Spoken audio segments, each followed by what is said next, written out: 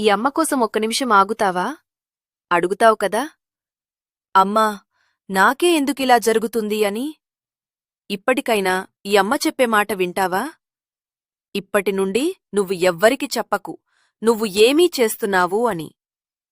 ఎవ్వరడిగినా ఏమీ లేదు, తెలీదు అని చెప్పు. అందరి ముందు నీకు ఏమీ తెలియనట్లే ఉండు. నీ జీవితంలో అసలు ఈ విషయం లేదు అని అనుకోవాలి. ఏమీ లేదు, తెలీదు అని చెప్పు. అందరి ముందు నీకు ఏమీ తెలియనట్లే ఉండు. నీ జీవితంలో అసలు ఈ విషయం లేదు అని అనుకోవాలి.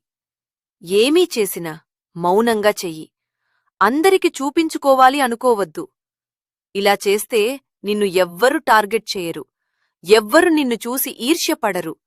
ఎవ్వరు నీ ఓటమి కోరుకోరు. నువ్వు మాత్రము ముందుకు సాగుతూనే ఉంటావు, నిశ్శబ్దంగా.